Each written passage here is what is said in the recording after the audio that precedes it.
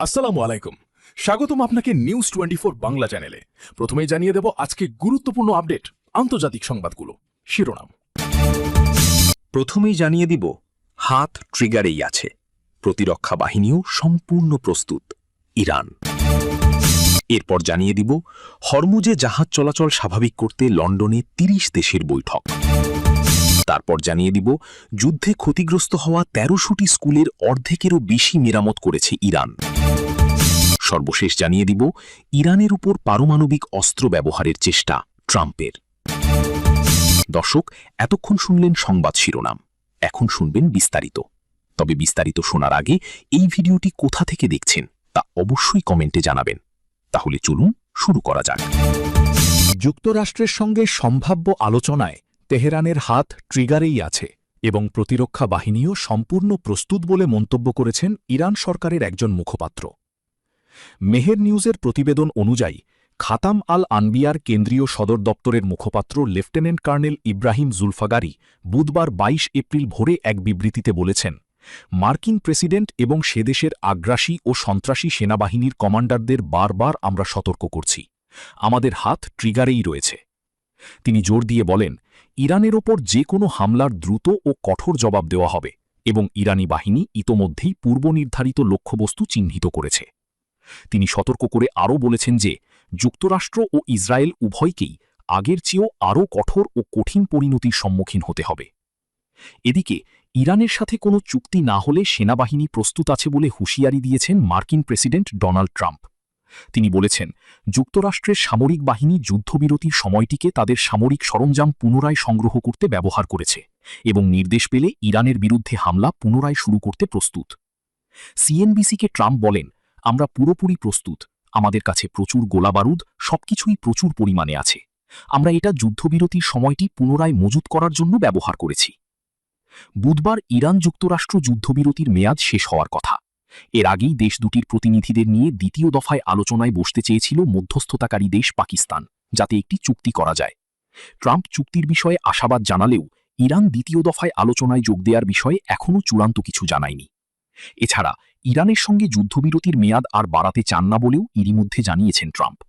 ফলে যুদ্ধবিরতির সময় শেষ হওয়ার আগে কোনো চুক্তি না হলে ইরান যুক্তরাষ্ট্রে নতুন করে সংঘাতে জড়াতে পারে বলে আশঙ্কা করা হচ্ছে। আন্তর্জাতিক বাণিজ্য জলপথ হরমুজ প্রণালীকে মুক্ত করা এবং সেখানে জাহাজ চলাচল স্বাভাবিক করার উপায় বের করতে যুক্তরাজ্যের রাজধানী লন্ডনে বৈঠকে বসছে প্রায় 30টিরও অধিক সংখ্যক দেশ। রয়টার্সের প্রতিবেদন অনুযায়ী, ফ্রান্স এবং যুক্তরাজ্যের উদ্যোগে আজ বুধবার থেকে শুরু হচ্ছে 2 দিনের এই বৈঠক। উচ্চ পর্যায়ের এই বৈঠকে উপস্থিত থাকার কথা রয়েছে অংশগ্রহণকারী দেশগুলোর সামরিক পরিকল্পনাবিদ, প্রতিরক্ষামন্ত্রী এবং সেনা কর্মকর্তাদের। গত সপ্তাহে 1 ডজনেরও বেশি দেশ জানিয়েছে যে পরিস্থিতি অনুকূলে থাকলে তারা হরমুজ প্রণালীতে জাহাজ চলাচল নিরাপদ ও সুরক্ষিত রাখতে ব্রিটেন ও ফ্রান্সের নেতৃত্বাধীন একটি আন্তর্জাতিক মিশনে যোগ দিতে ইচ্ছুক। ইউরোপ, এশিয়া এবং মধ্যপ্রাচ্যের প্রায় 50টি দেশ হরমুজ ইস্যুতে যুক্তরাজ্য ফ্রান্স নেতৃত্বাধীন প্রস্তাবিত আন্তর্জাতিক মিশনের সদস্য হওয়ার জন্য আগ্রহ প্রকাশ করেছে বলে এক প্রতিবেদনে জানিয়েছে রয়টার্স। এদিকে ইরান যুদ্ধে ইউরোপীয় মিত্ররা যুক্তরাষ্ট্রকে সমর্থনে এগিয়ে না আসায় ব্যাপক ক্ষুব্ধ প্রেসিডেন্ট ট্রাম্প সম্প্রতি বলেছেন, তার আর মিত্রের প্রয়োজন নেই। নিজের সামাজিক যোগাযোগ মাধ্যম ট্রুথ সোশ্যালে এই বক্তব্য পোস্ট করার পর গত সপ্তাহে ওয়াশিংটনকে বার্তা দিতে একটি অনলাইন ভিডিও কনফারেন্সের আয়োজন করে যুক্তরাজ্য ও ফ্রান্স এবং সেখানে যোগ দেয় প্রায় 50টি দেশ। সেই কনফারেন্সেই বৈঠকের সিদ্ধান্ত হয়। ব্রিটেনের প্রতিরক্ষা মন্ত্রণালয় থেকে দেওয়া এক বিবৃতিতেও এই বিষয়টি উল্লেখ করে বলা হয়েছে, গত সপ্তাহের ভিডিও কনফারেন্সের ফলাফল হল লন্ডনের এই বৈঠক। পৃথক এক বিবৃতিতে যুক্তরাষ্ট্রের প্রতিরক্ষামন্ত্রী জন হিলি বলেছেন, আমাদের এই 2 দিনব্যাপী বৈঠকের প্রধান উদ্দেশ্য ও কাজ হল হরমুজে জাহাজ চলাচলের স্বাধীনতা রক্ষা করা এবং একটি স্থায়ী যুদ্ধবিরতিকে সমর্থনের জন্য। যুক্তরাষ্ট্র ও ইসরায়েলের হামলায় ক্ষতিগ্রস্ত 1300 স্কুলের মধ্যে অর্ধেকের বেশি মেরামত করা হয়েছে বলে জানিয়েছেন ইরানের শিক্ষামন্ত্রী আলী রেজা কাজেমি। এ সময় 775টি স্কুল এরই মধ্যে মেরামত করা হয়েছে বলেও উল্লেখ করেন তিনি। বুধবার 22 এপ্রিল ডনের এক প্রতিবেদন থেকে এ তথ্য জানা যায়। প্রতিবেদনে বলা হয়, প্রায় 20টি স্কুল ধ্বংস হয়ে গেছে এবং সবচেয়ে বেশি ক্ষতি হয়েছে তেহরান, কেরমানশাহ, ইস্ফাহান ও হরমোজগান প্রদেশে বলে জানান কাজেমি। এ সময় সবচেয়ে বেশি ক্ষতিগ্রস্ত স্কুলগুলোর মেরামত কাজ অক্টোবরের মধ্যে শেষ হবে বলেও আশা প্রকাশ করেন দেশটির শিক্ষামন্ত্রী। কাজেমি বলেন, হামলা সত্ত্বেও যুদ্ধ চলাকালীন সময়েও সশরীরে অথবা দূরশিক্ষণের মাধ্যমে শিক্ষা কার্যক্রম অব্যাহত ছিল, যার মধ্যে ইরানিয়ান টেলিভিশন স্কুলও অন্তর্ভুক্ত। শিক্ষার্থীদের কাউন্সেলিংয়ের সুযোগও দেওয়া হয়েছে বলেও জানান দেশটির শিক্ষামন্ত্রী। এ সময় তিনি বলেন, মিনাবের সাহারেহে তাইয়েবে বালিকা বিদ্যালয়ে ক্ষেপণাস্ত্র হামলায় নিহত ১৭০ জনের স্মরণে স্কুলগুলোতে স্মরণসভা অনুষ্ঠিত হয়েছে। নিহতদের মধ্যে অধিকাংশই ছিলেন স্কুল ছাত্রী ও তাদের শিক্ষিকা। যুক্তরাষ্ট্রের প্রেসিডেন্ট ডোনাল্ড ট্রাম্প ইরানের বিরুদ্ধে পারমাণবিক হামলা চালানোর জন্য কোড ব্যবহারের চেষ্টা করেছিলেন, কিন্তু সামরিক বাহিনীর শীর্ষ কর্মকর্তার বাধার মুখে তা ব্যর্থ হয়। সাবেক সিআইএ বিশ্লেষক ল্যারি জনসনের এমন এক বিস্ফোরক দাবিতে ওয়াশিংটনের রাজনৈতিক মহলে তোলপাড় সৃষ্টি হয়েছে। এই সপ্তাহে জাজিং ফ্রিডম নামক একটি পডকাস্টে ল্যারি জনসন দাবি করেন, হোয়াইট হাউসে আয়োজিত একটি জরুরি বৈঠকে ট্রাম্প পারমাণবিক হামলা চালানোর জেদ ধরলে জয়েন্ট চিফস অফ স্টাফের চেয়ারম্যান জেনারেল ড্যান কেইন সরাসরি তার বিরোধিতা করেন। জনসনের ভাষ্যমতে জেনারেল কেইন দাঁড়িয়ে প্রেসিডেন্টকে না বলে দেন এবং সামরিক প্রধান হিসেবে নিজের বিশেষাধিকার প্রয়োগ করেন, যা নিয়ে দুজনের মধ্যে প্রচণ্ড বাদানুবাদ হয়। ল্যারি জনসনের এই দাবির সপক্ষে সিএনএন একটি প্রতিবেদন প্রকাশ করেছে, যেখানে বলা হয়েছে গত ১৮ এপ্রিল শনিবার জেনারেল কেইন ও পিট হেগসেথ সহ শীর্ষ কর্মকর্তারা হোয়াইট হাউসে উপস্থিত হয়েছিলেন। পডকাস্টে একটি ভিডিও ফুটেজও দেখানো হয়, যেখানে জেনারেল কেইনকে অত্যন্ত রাগান্বিত অবস্থায় হোয়াইট হাউস থেকে বেরিয়ে আসতে দেখা যায়।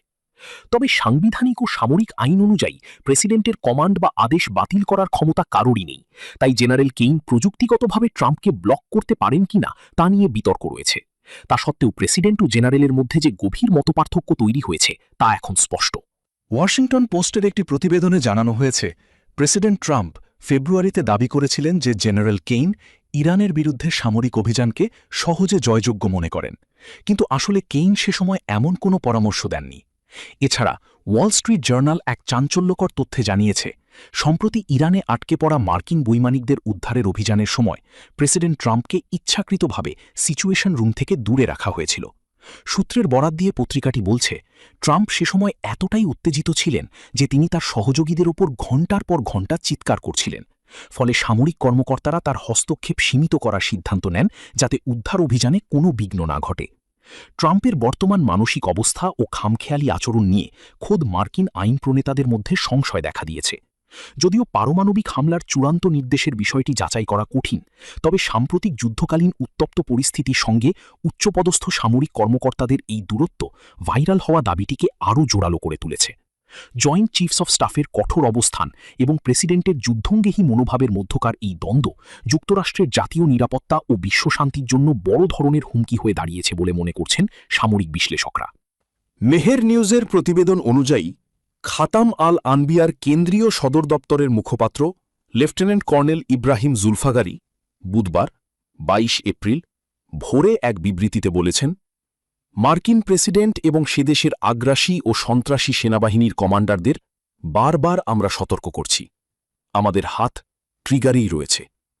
তিনি জোর দিয়ে বলেন, ইরানের ওপর যে কোনো হামলার দ্রুত ও কঠোর জবাব দেওয়া হবে এবং ইরানি বাহিনী ইতোমধ্যেই পূর্ব নির্ধারিত লক্ষ্যবস্তু চিহ্নিত করেছে।